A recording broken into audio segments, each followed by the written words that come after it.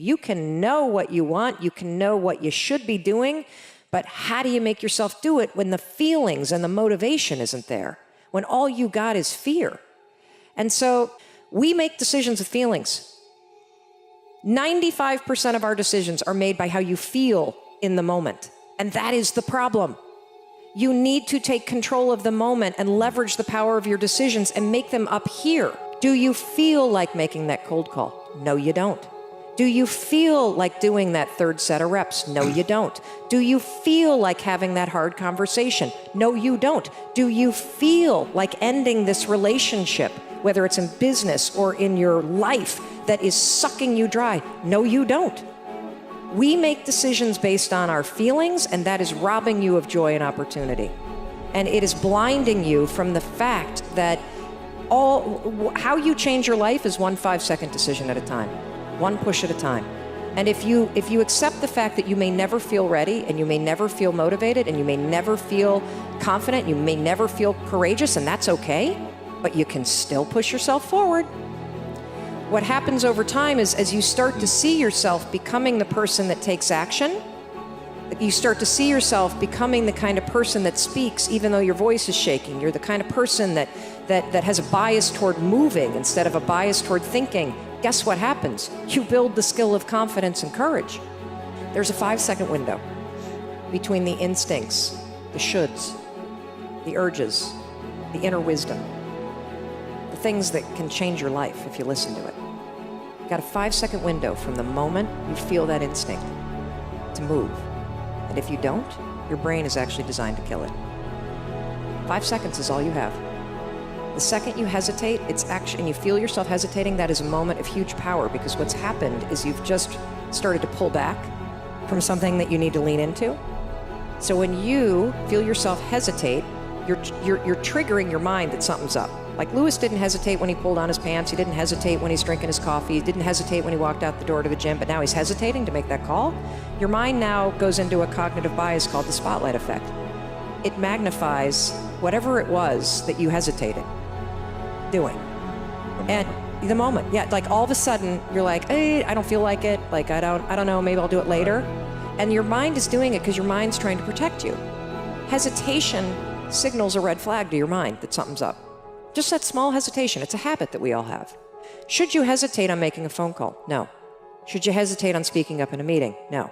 Should you hesitate when you feel yourself starting to procrastinate and you know you got work that you should get done? No, you shouldn't hesitate at all. Should you hesitate in saying the thing that you really feel in your heart? No, you shouldn't. Should you hesitate and edit yourself when you're talking? No, you shouldn't. But we've all trained ourselves to. So it's actually this habit of hesitating. You start catching yourself. It's a huge moment of power because you have a decision to make, and you got to make it in the next 5 seconds. Are you going to go on autopilot and get trapped in your mind? Or are you going to 5, 4, 3, 2, 1 and awaken your prefrontal cortex and drive forward? Success does not come from making a few major important decisions correctly. And in fact, it's very much the opposite. The truth is, success happens when you make the smallest, seemingly easiest, apparently most insignificant decisions correctly, consistently, every day for a long time. Let me give you an example. If you have a burger today, you won't be unhealthy tomorrow. And in the moment, having one burger won't seem to matter. In fact, it doesn't really matter. And if you have a burger every single day this week, you probably still won't be unhealthy. But in a year's time, after eating a burger every single day, you'll be a burger. And we all make thousands of tiny decisions every single day, and these small decisions seem like they don't matter, but in fact, they are all that matters. And these small decisions compound over time to define who you are right now. And you are, right now, a product of the billions of unimportant, tiny decisions you have made in your life. And this idea is called the slight edge. And right now, when it comes to your health, finances, career, everything, the slight edge is either working for you or against you. And you'll find out in a year. And although it sounds simple to take control of these small, easy decisions, the reality is things that are easy to do are also very easy not to do. And for me, the way to take control is to have a very clear vision of who you want to be 1 year from now, 2 years from now, and ask yourself in the moment, is this decision, browsing Instagram for hours, eating McDonald's, partying, going to move me closer to that person? or further away. And you have to have faith that there's something always working in the background for all of us right now that we cannot see. We think in the short term, like, I'm not getting enough attention, I'm not being appreciated, I'm not getting paid enough. We think about all these minor concerns because we're worried it's gonna hurt us in the long term. And really that's just distracting us from doing the work that is ultimately the only reason anyone is remembered for anything. Yeah. What matters is, did you make something that stands the test of time, and did you keep working at it past when everyone else would have given up and said, like, it's on to the next thing, or, you know, I'll do this other thing because I can make more money or whatever. Like, you've gotta stay at it and stay at it and stay at it long past whenever the ego gets bored. You always want to be the harshest critic of your own work, right? Like, is this good enough? Am I saying something new enough? Is this original enough? You know, and am I pushing myself to be real and vulnerable and honest? Like, when James Altucher says you got to say the thing that you're afraid to say, no one else can hold you to that stand. Like, no one else can be like, oh, you're afraid to say that, because only you know what you're afraid of. The truth is that you're never gonna feel ready to make these changes. You're never gonna feel like doing them, but you can always make a decision. That's always in your control. Staying with somebody that treats you like garbage is a decision. It is. Staying at a job that you hate is a decision. Staying in the body that you are not proud of is a decision. Is it going to be easy? No, it's not going to be easy to change. It's simple. Do a Google search and then use the 5-second rule to force yourself to do that stuff. Change comes down to 5-second decisions, and this is why the 5-second rule is important for everybody to know. It's your job to push yourself. And I don't care if you're Dr. Martin Luther King Jr., or you're Michelangelo, or you're Lin-Manuel Miranda, who wrote Hamilton, you will struggle with self-doubt. And everybody that you admire, everybody, and the list is the same for everybody. Oh, Oprah Winfrey, and I want to be like, Tom, and I want to be like, Branson, and I want to be like Jay-Z, and I want, like, everybody's list is Bill Gates. And do you know what those people do? They do not have the habit of hesitating. They trust themselves. None of us wake up and say, today is the day I destroy my life. What we do is we kind of check out because it feels overwhelming. Or we check out because we're afraid. Or we check out because we start listening to self-doubt. And then we make these teeny tiny decisions all day long. And we don't even realize it. Decision to not get up on time, a decision to not eat the right thing, a decision to snap at your kids, a decision to not speak in a meeting, a decision to not look for a job, a decision to not deal with your finances, a decision to not call your parents, like whatever it is. All day long, these tiny decisions that take you so far off track. And then you wake up like I did and you look at your life and you think, how the hell did I get here? Success and failure does not happen in the moment. Everything is bleeding into everything else. So the bad decisions that you make today have a ripple effect that can last for weeks or months, okay? Let me give an explanation. Let's say that you fail to manage your time and you go to bed late. You get a bad sleep. Right off the bat, maybe you can catch a cold from that, or you can get sick. Then you can't get the things done that you wanted to get done because you had a cold or you're sick, or maybe you fuck up a social relationship.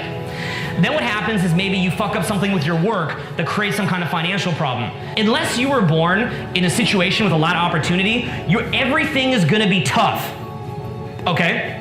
Again, unless you were born in a situation where you have a lot of opportunity because your parents had money and raised you well, everything is just gonna be fucking tough. Where's the other choice? When you're at that point, what are your decisions? Let's stop and think about this. A, you're born into success. If you're born into success, lucky for you. Just follow the beaten path that your parents laid out for you, and you could probably be successful. But what happens if you weren't born into success? Pretty much you're gonna have to fucking crawl through the shit for years and years and try to enjoy it as you do it and make something out of it. That's pretty much the decision. Or you can just stay in the shit. At a certain point, what you have to do is you have to look at your life and you have to say, do I accept this or do I not accept it? Okay, you have to look at that.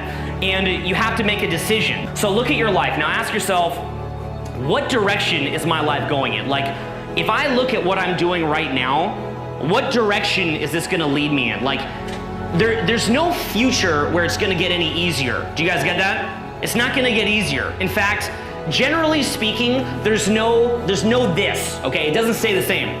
You're either going a little bit up, you're going fast up, you're going a little bit down, or you're going fast down. Shitty things are going to happen to you if they haven't already, and I'm sure they have. Many tragedies have befallen every person in this room.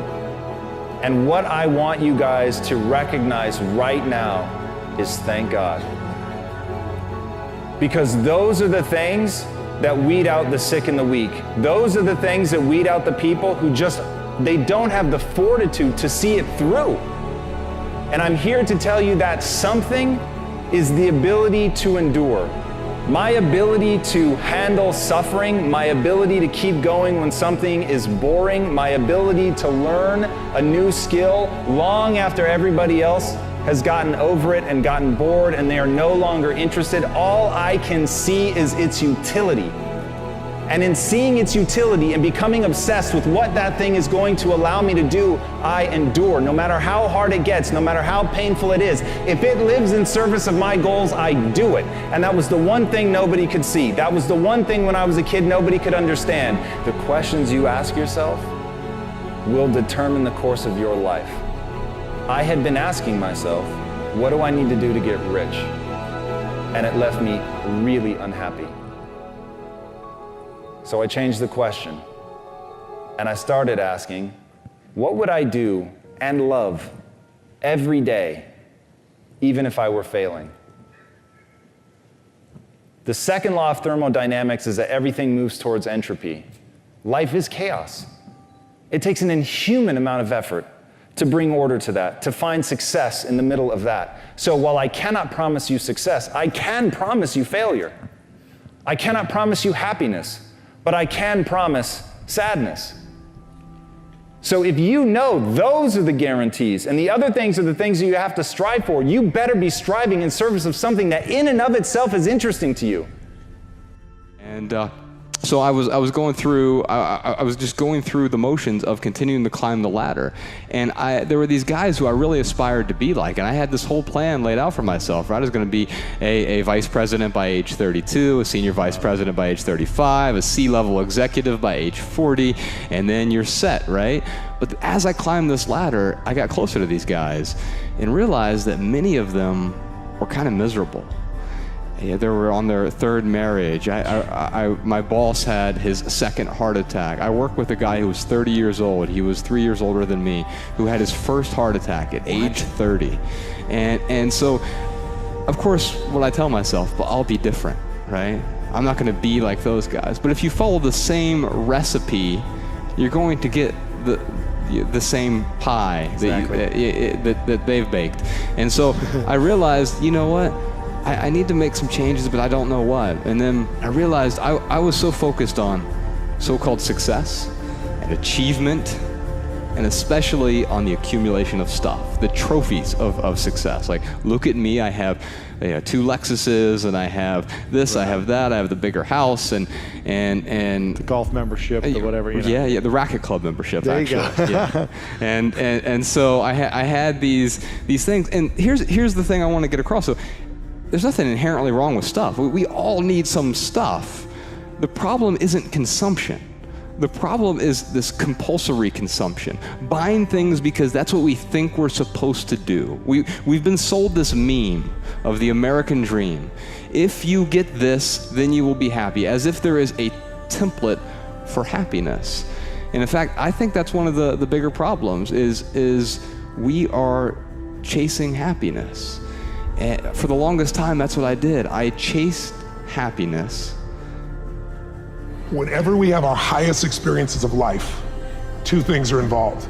Some form of growth within ourselves and some form of contribution beyond ourselves. Yeah. I could ask 100 people, as I've done this with thousands, and they always tell me something where they were faced the fear, overcame something, but also in doing it, it benefited their family or benefited somebody else, or like what you did with the building. Whenever I ask people the worst experiences of their life, they will tell me something, and it was all about them. Life's not about me, it's about we, and that's also why when people are suffering, it's always because you're obsessing about yourself. You're obsessing that something happened and now you have less. You think you have less. Or something happened and you've lost something, lost love, lost money, lost significance, lost attention, lost something. Or because you did this or said that, or because I did something myself, I'm never gonna have something. Lost, less, never are the sources of suffering. When you get that all suffering is obsession with self, you can snap out of it, and all you have to do is stop expecting and start appreciating. You look around and appreciate things outside yourself, the people around you, your friends sitting across here, anything of that nature, and then starting to enjoy something. If you start to learn or grow from that, if you love, which to me is an action, if you love, if you give, if you're grateful, suffering disappears instantly. But you have to tell yourself the truth. The only suffering is in your mind. It's because this brain is not designed to make you happy. It's 2 million years old. It's designed to make you survive. Trying to actually be grateful for what you have, things that you would have killed like a year earlier to have, as soon as you have them, all of a sudden you think about how they could be better.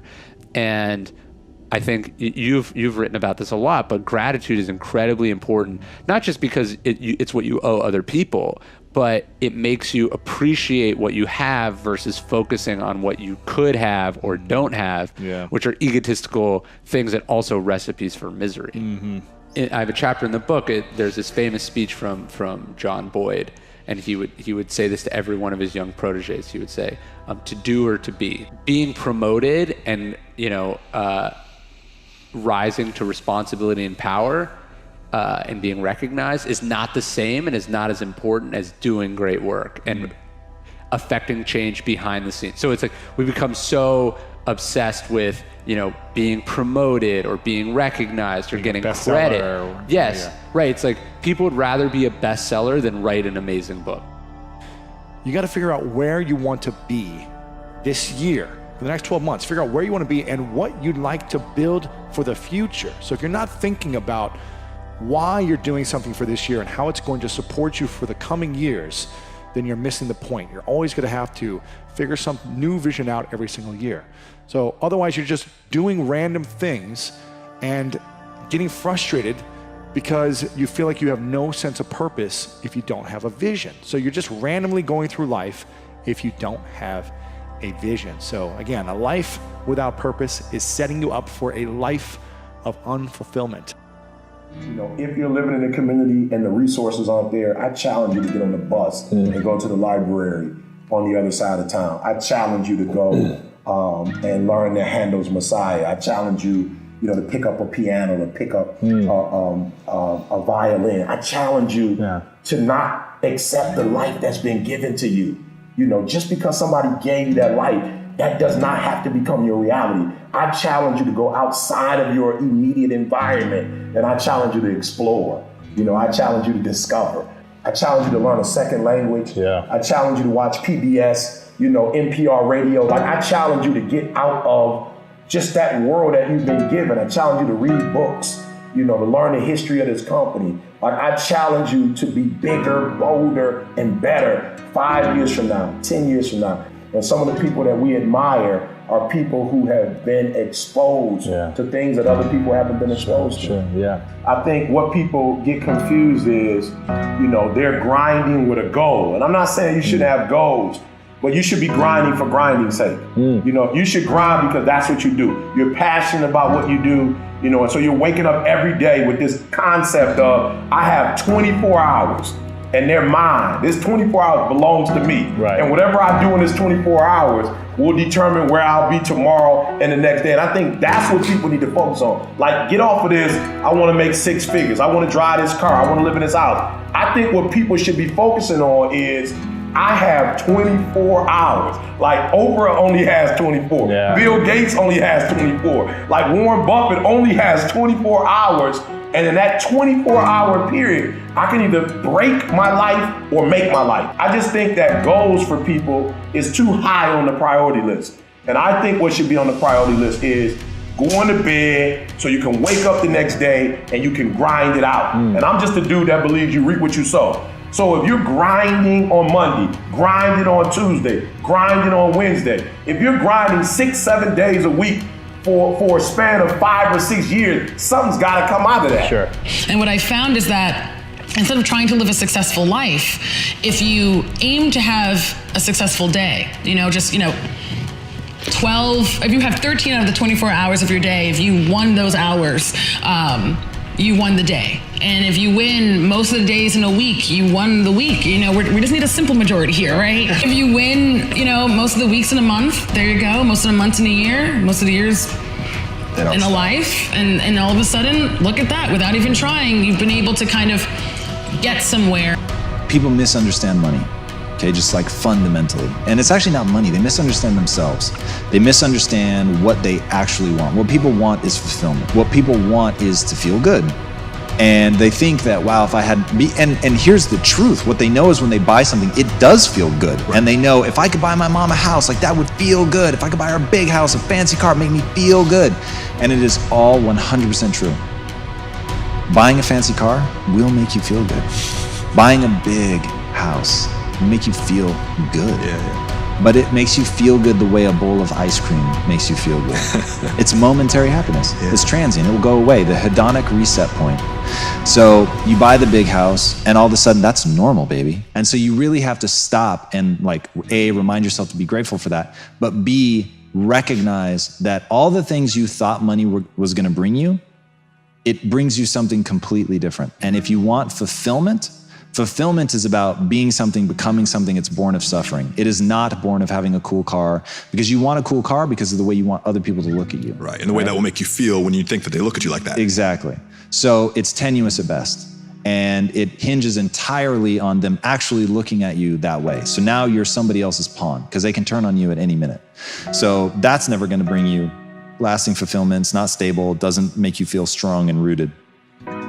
But becoming somebody, setting your sights on gaining certain skill sets, of feeling a certain way, of being calm, being, full of gratitude, like all the things from a neurochemical standpoint that we read as good, like none of money can't touch those things.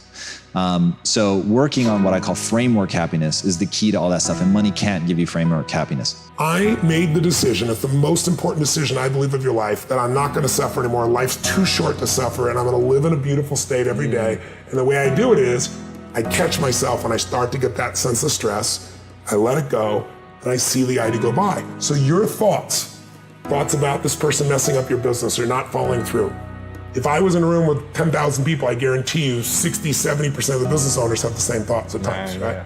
I ask people all the time, tell me your most stressful thought. Oh, I'm worried about my children, this may happen. How many people have had that thought? Everybody. I might not make it financially, blah, blah, blah. How many have had that? Everybody. My point is, it's not your thought. It's the mind, not your mind. When you think it's your mind, you identify with it, and you can't separate from yourself. Right. But when you realize, these thoughts have been around for millions of years. And I'm just thinking the same thought that so many people thought before. Like, how many people have ever thought, I'm gonna kill this son of a bitch? Now, you didn't do it because you didn't believe you're really gonna kill them. But you felt it, you said it, you were there, right? So we all have thoughts.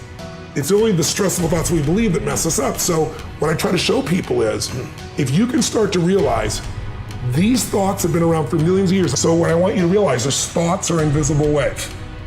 When you turn on TV, it takes invisible waves, and depending on the channel, you're gonna see a love story, or an adventure, or a drama, or a comedy, or a horror. The way you use your body determines which of those thought waves come through you. One moment you're pissed off, the next moment somebody makes you laugh. You change your body, you change the channel, you change what comes through you. So what I've tried to do in this area, beautiful state, is simple. First, identify where you're suffering. What's your favorite flavor? Are you a worrier? Are you a pissed off person? Stressed, angry. What is it you do? Second of all, decide you're gonna kill that monster while it's little. You're not gonna wait until it's Godzilla taking the city. You're gonna break the pattern. You start to feel the stress, you see it as thoughts going by, and then you focus on something you appreciate, enjoy, or love. Appreciation, love, and joy destroy suffering. You can't be grateful and angry simultaneously. It's possible. You can't be worried, fearful, and grateful simultaneously. So I tell people gratitude is one of the emotions to cultivate that'll destroy the suffering. And that's what we teach people to do. If you're not trying to get out of your shitty situation, and every day you're choosing to stay in it, and you can't complain about being given the choice you keep making, You know, one of my favorite quotes is, change happens when the pain of staying the same becomes greater than the pain of making a change. And I really do believe that. So when I hear people complain, and knowing they're not changing it, I think maybe it's not hurting them enough for them to fight to get out. Complaining causes negativity, which causes you to complain, which causes negativity. And there are a few actionable things you can do to immediately stop this negative cycle and to break out of it. And the first one is actually just changing your perception. You know, if you can't change it, then at least change the way you think about it. Someone said, the brain doesn't just observe the world, it projects a second story over everything we see. That story is our perception. We can complain rose bushes have thorns, or we can rejoice that thorn bushes have roses. Perception defines everyone's reality. The second thing is about your internal locus of control. Take responsibility. If you don't take responsibility, then you're choosing to be a victim of circumstance. And this victim mindset dilutes human potential, it kills action, and by not accepting personal responsibility for your own circumstances, you're greatly reducing the power you have to change it. And there are two primary choices we all make in life. It is to accept conditions as they are, or to accept the responsibility for changing them. Please choose the latter. And the last one, which is the most important of all, is making a change. Einstein said, as we all know, the definition of insanity is doing the same thing and expecting different results. And for every action, we have a reaction. If you want a new reaction, you must perform a new action. I found in my life that change starts with a big decision and a tiny step. Today, right now, yesterday was the time to make that decision. It's time to take that step. Henry Ford said it best in that book, Think and Grow Rich. You probably read it. He said, successful people make decisions quickly and that are slow to change their mind. Unsuccessful people hardly ever make up their mind, and when they do, they're constantly changing it back and forth, wishy-washy, like, do I want this, do I want that? They have so much indecision. Indecision is what kills confidence. And here's the thing, success, the ability to make great decisions in your life, comes from experience. And your experience usually comes from bad judgment. So it's not about making the right decision. Leaders, successful people don't always make the right decision, but they always make the decision right. That is, no matter what happens, they go for it, and then they know they're gonna figure it out in the end because they're clear about their outcome. But you gotta take decisions. You can't be paralyzed by fear and say, oh, what am I gonna do? So the first decision is what to focus on. Right now, as you're sitting there, you're probably on Facebook, on YouTube, something like that. You could be focused on this video. You could be focused on your iPhone. You could be focused on something that happened a year ago. You could be something that's gonna happen in the future. But like they say in that book, Eckhart Tolle says in The Power of Now, that your life is happening now. You're most powerful when you are operating in the now. Some people are trying to change things that happened in the past. They feel if that hadn't happened, or if she hadn't said that, or if I had done that before, I didn't mess up before. And their energy, their focus, even though they're talking to you, they're locked in your eyes right there, there's a part of them energetically that is focused on something in the past. Does that make sense? Their energy, their focus, every time anything bad happens, they're like, well, if this hadn't happened before, their mind always goes there. Is that they have a pattern, a habit of focus. And so the most powerful thing you can do is be focused in the moment, because this is where your life happens. And if you're trying to control things that are in the future or even in the past, you set yourself up for disappointment, because you can't change the past, and you can influence the future, but you can't change the future. You know, there's a lot of people out there doing a lot of things. Some people have a big impact on the world, but hey, there's times things are gonna happen, so you don't really know, but you still have to make decisions with absolute certainty. You have to have a vision within yourself. So the first decision you need to make every single day is, what are you gonna focus on? What are you gonna give your time and your attention to? That's decision number one. Every second you spend thinking about what somebody else has is taking away from time that you could create something for yourself. Yeah. You're losing. You're losing because you're laying in your bed looking at somebody's fucking glamorous photoshopped picture of them doing something cool, and you're envious and you're jealous and you're impatient, and it's crippling your upside. You've got to deploy patience, and you've got to love the process. I'm addicted to the process of the battle scars, the setbacks. Macro patience, micro speed. Life breaks everyone, and some are stronger in the places that broke. We are going to go through trauma. But trauma is an opportunity to change and to reorganize the elements that made up your life. When a person's mind is traumatized, it's like the story that they were telling themselves has ceased to be persuasive, right? And when a story stops being persuasive, it is disorienting, and that, I think, is what trauma is. The period between when your old story breaks apart because of this last straw on the camel's back thing. I mean, we're gonna continue to tell ourselves the old stories until it's so glaringly contradictory that it doesn't hold up. So trauma is the period between when that breaks down and when you, from the pieces of the old, build something new. And we'll never glorify the trauma itself, but recognize that in that period, you have a very unique opportunity that will only come along a handful of times in your life to reorganize the story that you tell about yourself to yourself. Reticular activation system and our ability to rationalize our behavior is so pervasive and so powerful that our brains will rationalize almost anything that it thinks is in its best interest. So if a person gets to a point where they have become addicted to the laziness, what typically is going to happen is their reticular activation system is going to activate in such a way where they're going to justify the laziness. And what's really fucking psycho about this, and super fucking scary, this is scary shit to me, because I've seen this happen to friends of mine, is that they rationalize the laziness with a set of lies to themselves, or like half-truths. But then remember that any time that you lie to yourself, what happens as you build further beliefs on that foundation? More lies, more lies, more lies, more lies, and it becomes a web. Once the person has got addicted to that emotion of laziness, the emotion has entered into their body and it wants to self-perpetuate.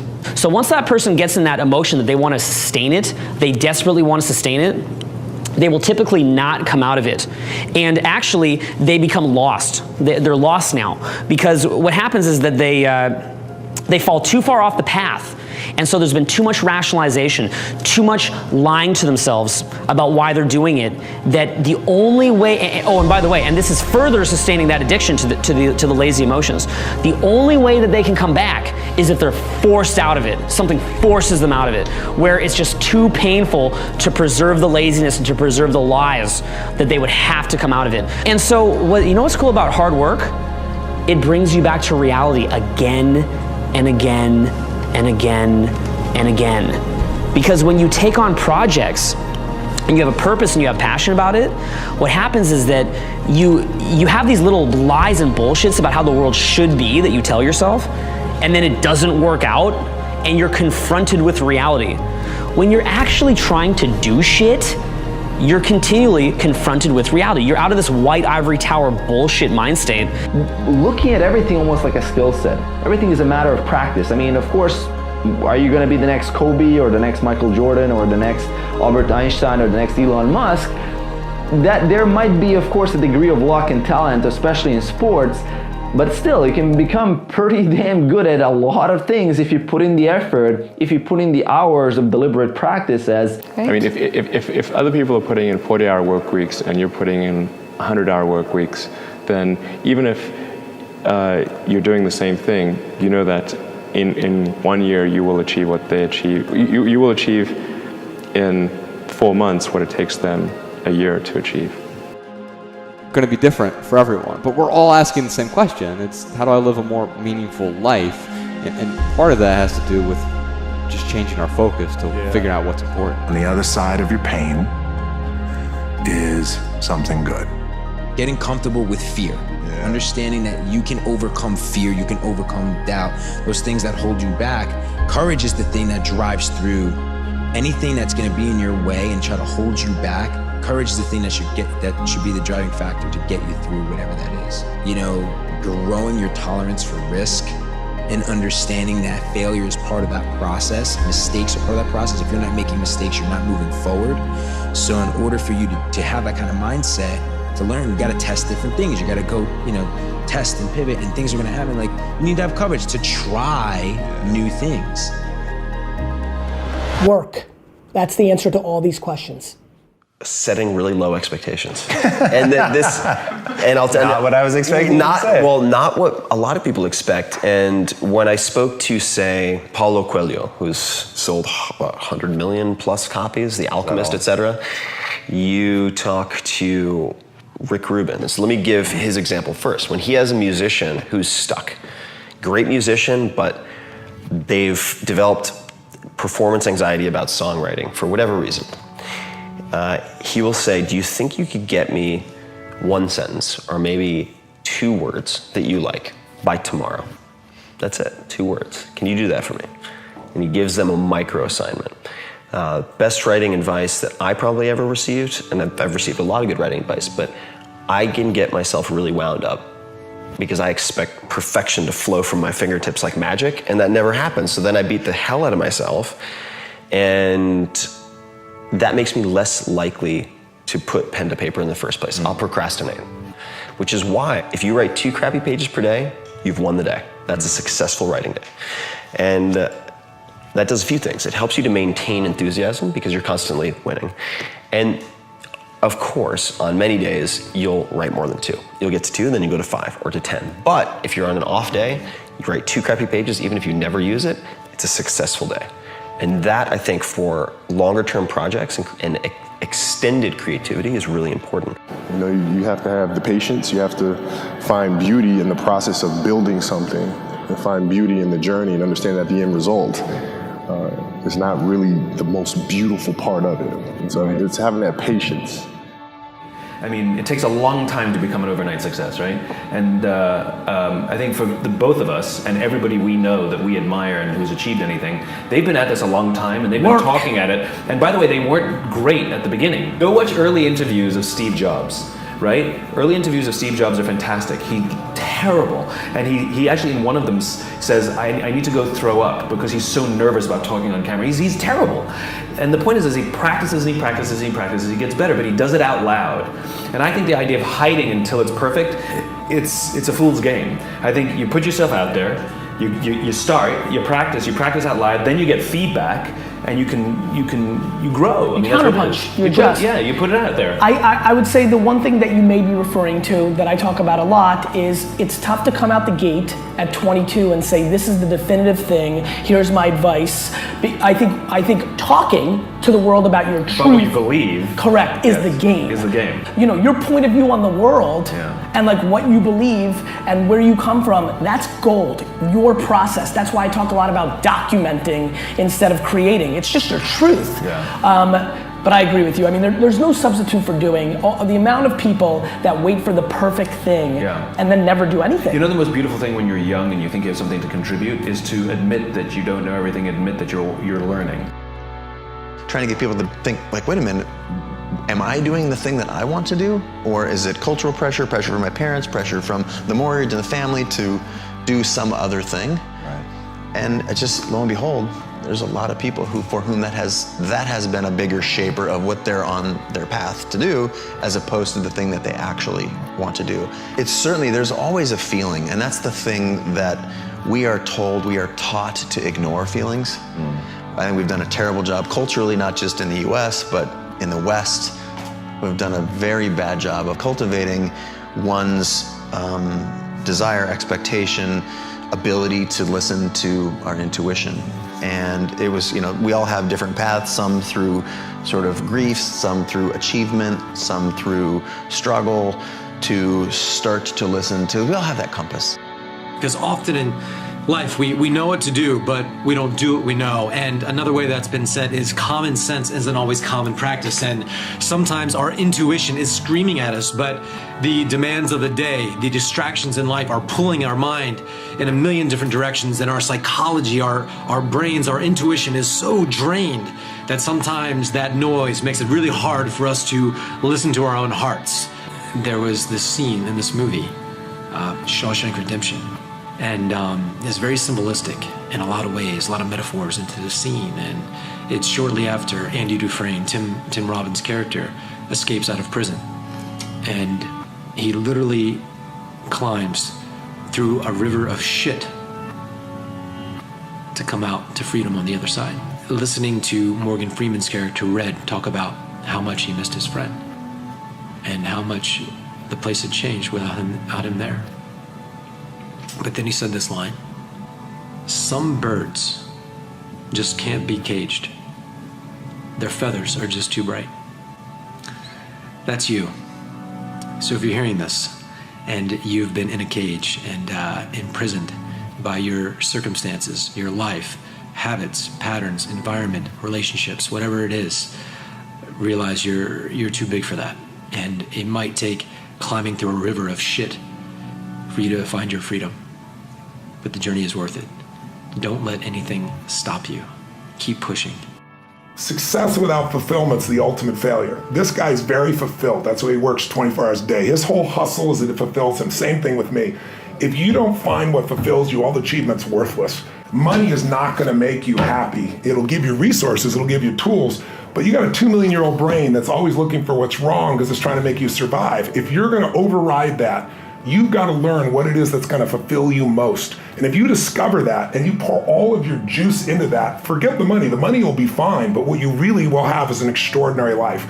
That's what this character has done for himself because he lives it every single day. I live it every single day. There's nothing short of that that's going to give you what you want. The question is, what filters are you using to make decisions? Are you making decisions based on the financial rewards? Are you making decisions based on how easy the work will be? I mean, and so if you're only chasing the mighty dollar, then you will have jobs that'll pay you a little more than the last, but are you enjoying yourself? And I talked to a guy recently who he's in bad shape. Like, he really hates his life and he's really depressed and he doesn't know what to do. And so we were going through all his old jobs, you know, and I said, give me a job that you've loved. And he hadn't. Every single job he's chosen out of college, he picked because of the money. And if something offered him more somewhere else, he took it, you know, regardless. And the amazing thing is he plateaued, because if you're only chasing the result, if you're only chasing the thing that makes it easy, right? Then eventually you will get bored, or they'll get bored of you, right? And you plateau. In other words, chasing the almighty dollar, if that's your only thing, it eventually flattens out. Whereas if you're chasing the thing that excites you, the human beings to be around, the work that excites you, the stuff that you can get passionate about, you know, the irony is you'll actually make way more, right? Because you're excited and they appreciate your excitement and they reward your excitement and you're better at your work because you want to work harder and all of that stuff. You don't have to strain to work harder. So decision making is simply a matter of filters, you know? And so I've made decisions in my life that I would rather be happy than right. I'd rather do good than get rich. And so the decisions I make put me in positions where when I leave any engagement, when I leave any meeting, I feel that I've contributed, right?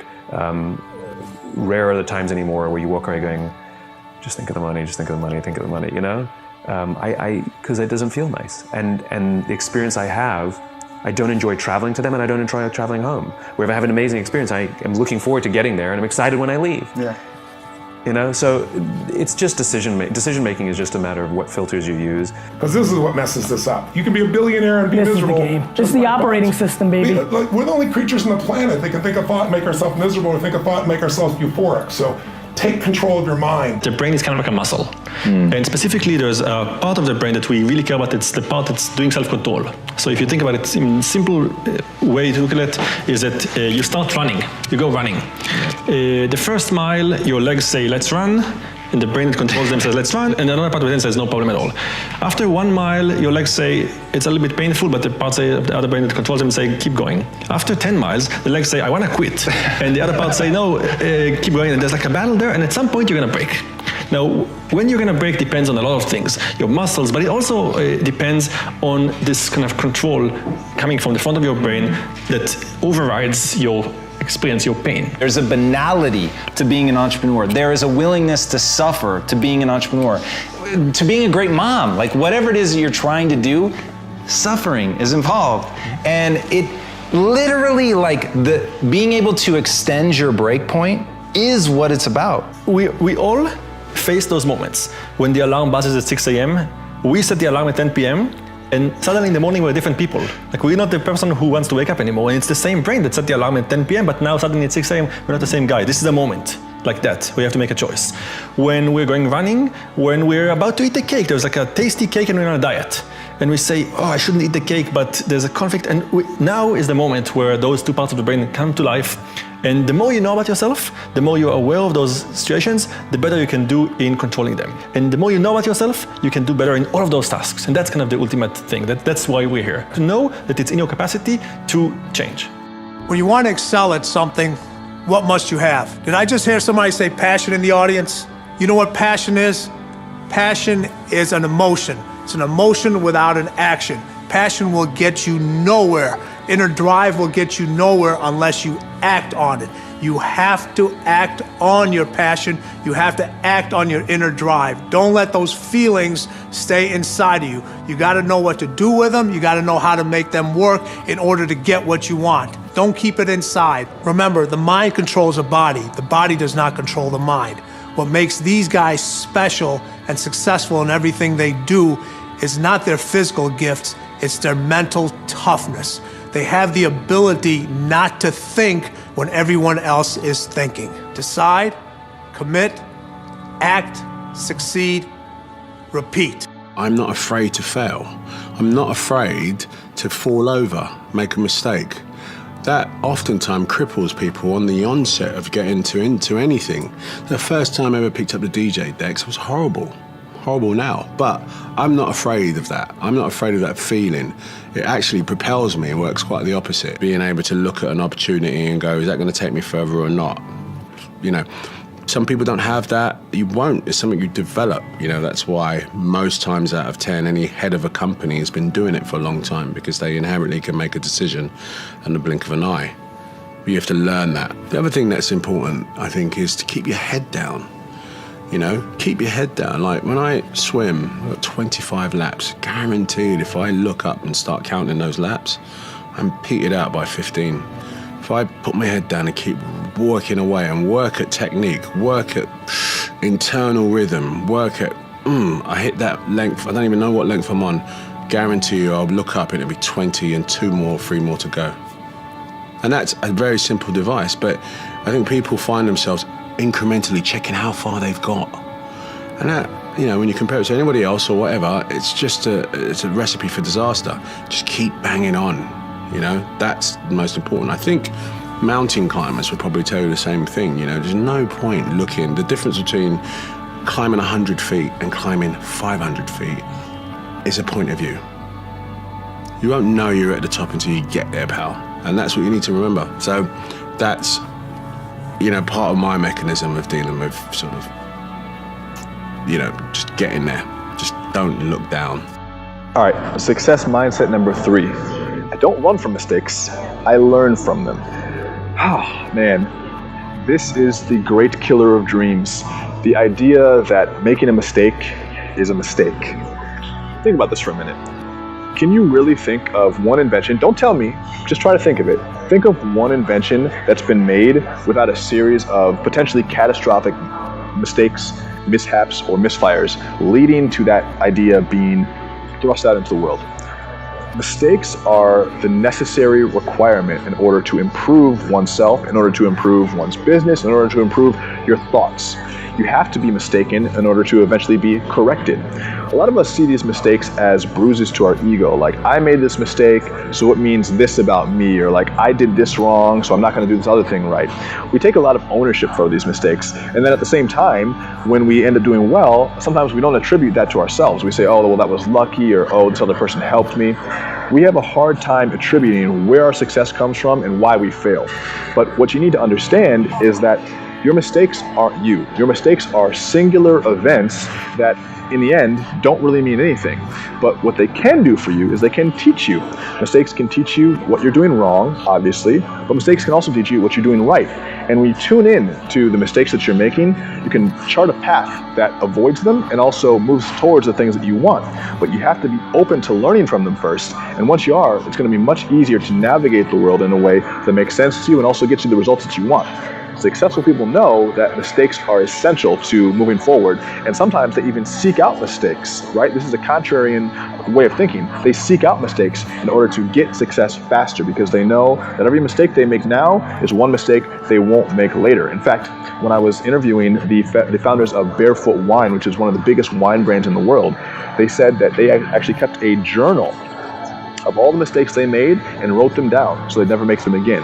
And you can bet by the end of their careers, that journal was full of things that they did once, maybe twice, but that once they eliminated those things from their routine, well, they were just left with a flawless procedure. So look for the mistakes and learn from them, but never be scared of them. Never feel bad if you make them, because you're supposed to be making them.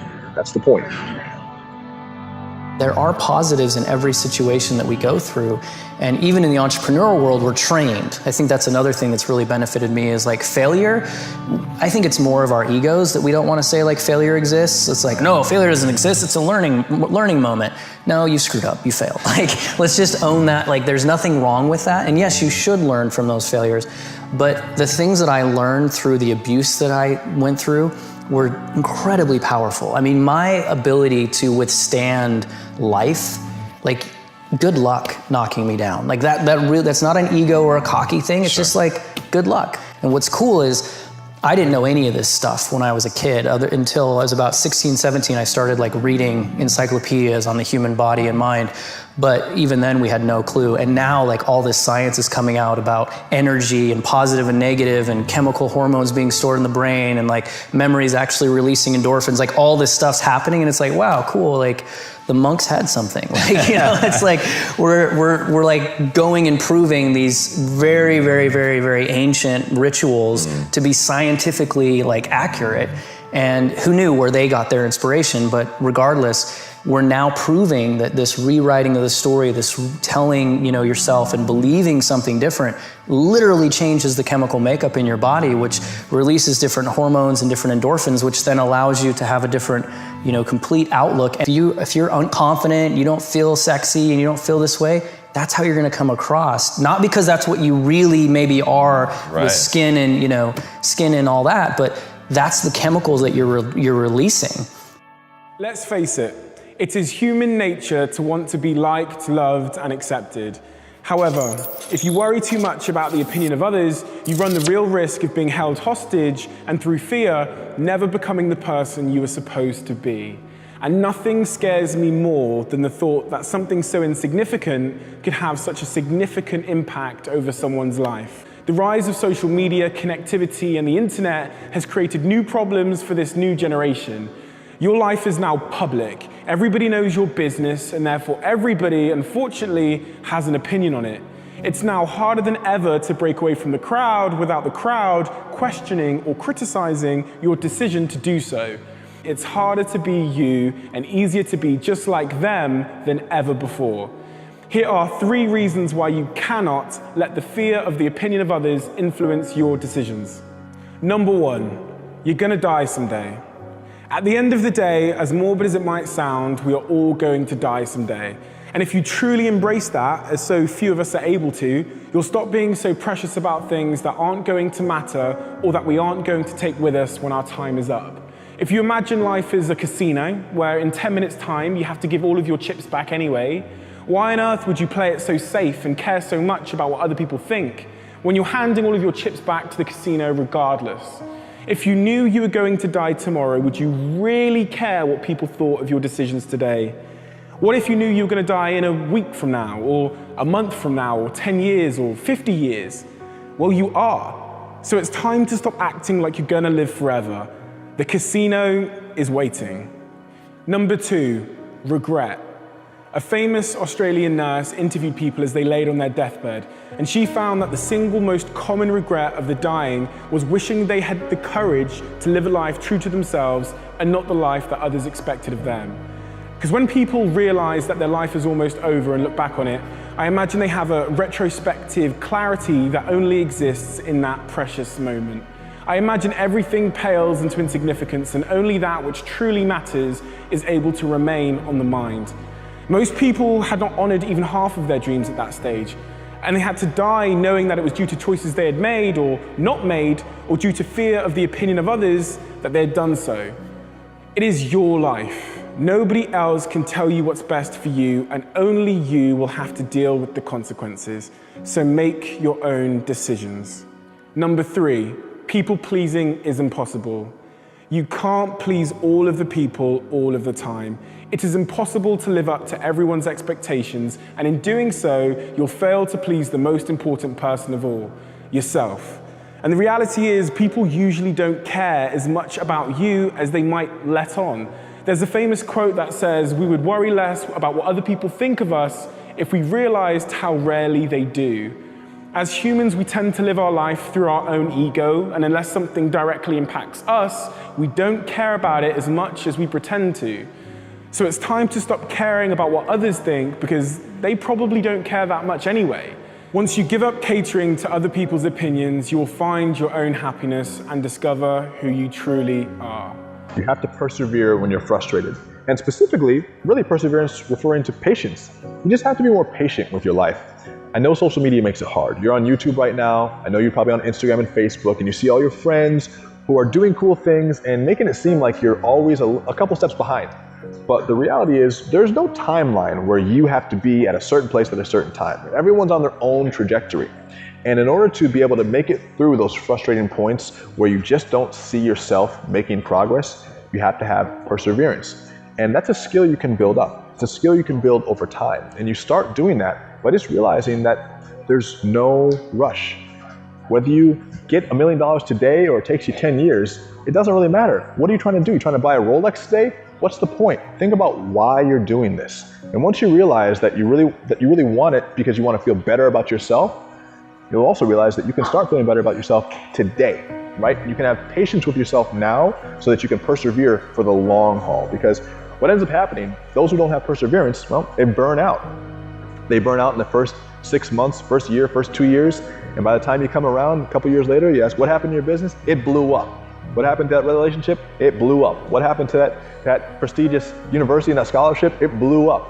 Because they didn't have perseverance. Sometimes we don't have problems, so we invent stuff to be upset about, right? Right. And he goes like, there are parts of the world where our problem today is they're going to chop all our heads off, right? That's a real problem, right? Yes. It's not as bad as having to choose a language on the ATM machine, or that it's raining a little too much today in New Absolutely. York. Right? Yeah. It's and so we look at life in very interesting ways. We think about life in a way, in my view, that causes a lot of suffering. When I was searching for happiness, I was very unhappy, even though I was successful. Mm-hmm. And then as an engineer, I realized that, okay, I would never find what I'm looking for unless I define it properly, right? What happiness is. What happiness is. And what's the equation to happiness, right? Yeah. And you'll be surprised, Most people don't know what it is for them. Absolutely. And they keep searching and searching, but they're not sure. They think maybe this will be it, this will be it, this will be it. But then it's like, oh, I got that and I'm still not happy. Exactly. Still not enough. Exactly. Still not enough. And so if you don't know what it is, how do you expect to find it, right?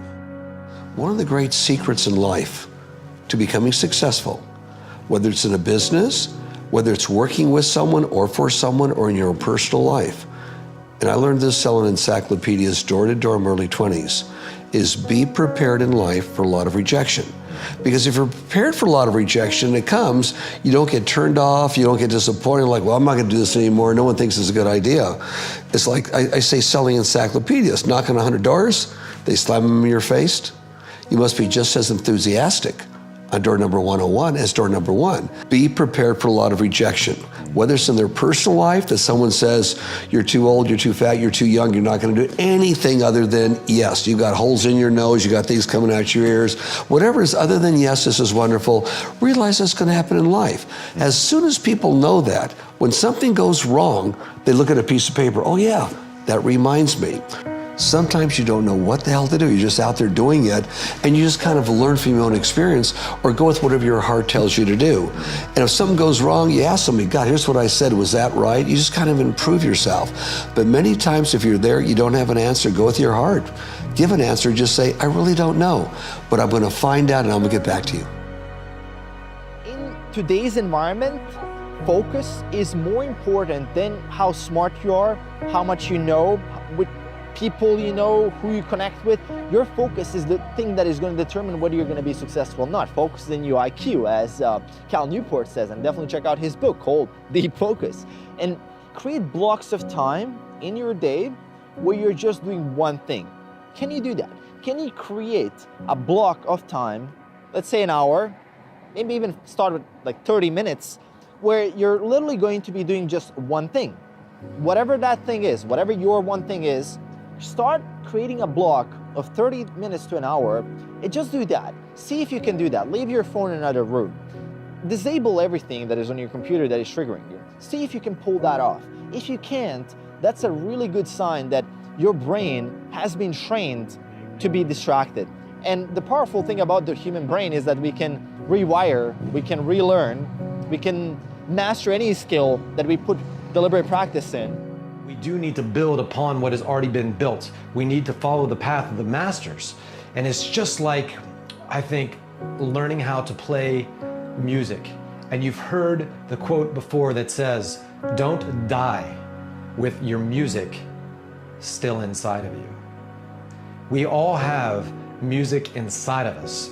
But when we go to weddings and karaoke bars and we go out sometimes, we hear people playing the music and singing other people's songs. We hear the cover band.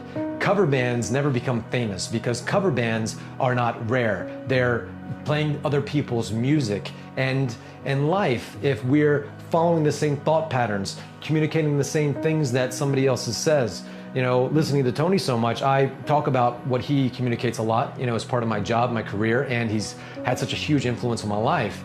But it's really about finding our own music. And so as we need to be affected by this concept of modeling and actually apply it, we need to make sure that we are not infected with the modeling of others, especially big personalities, whether they be famous people, whether they be people in your family, friends. You need to realize that you have this unique voice inside of you, and there is nothing more valuable than your unique self. You see, there are more pounds of gold and diamonds and rare minerals in the world than there are pounds of you, no matter what the metal is. You are rare, you are unique, you are one of a kind, you are special. And so as you go out into the world, learning how to play other people's music, modeling some of the other masters in the world who have come before you, yes, you need to do that, but don't lose sight of yourself because you have this unique voice. You are here on this earth school having your body, your life, your relationships, your experience of life that is completely unique in you. You are unique to you, and you are getting insights that are valuable to the world, more valuable than anything else, but also extremely valuable to your own sense of self and your own sense of growth and evolution. So you want to act powerfully, and all those crazy thoughts and ideas that you have inside of your head, you need to embrace them. Because often in life we criticize ourselves. We have, this fatigue, self-judgment fatigue, persona fatigue, trying to be like somebody else, decision fatigue about who we are, what we want to do, how we're going to communicate. And these things drain energy. They fatigue us for being our natural self, from really being into that state of flow. And so as you flow, as you communicate, as you put yourself out there, you need to model the patterns of others, but you need to really take pride and have certainty and love and appreciation and gratitude for all that you are and all that you've been through and all that you're experiencing in your life, even the most painful moments, because those are sculpting your soul. Those things are meant to be here for you to go through, not to go through, but to grow through. And as you grow, you evolve, you become bigger, you share your experience, and then other people say, wow, because you went through that, because you did this, because you shared that, you make other people's lives better, and then they model you. And you get to have this sense that is priceless where you say, wow, my life matters. All that I've been through and all that I am, it matters to the world because now I give back. And other people can model and then eventually find their own unique voice. So it's a constant state of evolution. You need to build upon the masters. Here's the thing, we are the first generation that have grown up with the internet as part of our everyday life. And we're the first generation that have grown up with the internet literally attached to us. And we're the first generation that are always on. And if you look at the data, anxiety, depression, and other mental health issues have risen at an alarming rate in the last 10 years. And they're more prevalent in this generation than any generation in human history. And if you look at the data, there's some terrifying statistics. Looking at searches for anxiety on Google alone, there's a huge increase in people searching things like, do I have anxiety, from 2010 onwards. What happened in 2010? For the vast majority of young people, our lives are ran 24/7 by mobile notifications. And for those without notifications on, a mixture of clever habit-forming design, the fear of missing out, social validation, and chemical releases in our brains will undoubtedly have us coming back to social media 20 to 30 times a day, regardless. It's that exact addiction to social media that has you watching me on Facebook right now, and the smartphone is just the modern-day digital syringe, a syringe that gives you a little kick of dopamine every time you log in. And Facebook, Instagram, Snapchat, WhatsApp are the biggest drug dealers in the world. A study from Harvard showed that social media usage fires up the same part of the brain that lights up when you're taking addictive substances like cocaine. And just like heroin, it's often not the feeling you get when you're using it that's so unpleasant, it's the feeling of being without it that makes us so anxious. Social media allows us to compare everything, and we do. Relationships, our diet, our figure, our hair, clothes, holidays, lifestyles, but not just with our friends, with total strangers and celebrities, with Kim Kardashian. These are false comparisons. We're comparing filtered, fabricated highlight reels to our own raw behind-the-scenes footage. And that's why studies have found that people who compare themselves with others on social media are more likely to feel depressed than anyone. If you are predisposed to anxiety, it seems that pressures from social media can act as the tipping point, making you feel more insecure and more overwhelmed than you would without. But it's not just social media, it's the 24/7 connectivity that's having an adverse effect on our mental well-being. If you imagine this for a second, our grandparents grew up in a time where their whole world was the room they were currently sat in and the people and problems within it. That was the size of their world. It was the size of their front room. To this generation, when we pick up our smartphone, our world is enormous. There are billions of people in the room, millions of problems, feelings of anxiety, inadequacy, terror attacks, political tensions, fear, sadness. Every person you've ever dated is in the room, and their new partner's there too. Our best friends are there. The person we're attracted to is there. Our family's there, their family's there, every celebrity's there, and gold stars are being handed out in the form of likes and followers to those that look the best, are the funniest, and say the most interesting things. What an incredibly hard world for a young person trying to find themselves to grow up in. So for all it's good, social media is an incredibly new and dangerous world. And someone once said that anxiety, stress, and worry are all forms of fear, and they are caused by too much future and not enough present. It has never been more important to be in the present, to find time to disconnect and to live in the moment. After all, now, in the real world, is the only thing we actually have.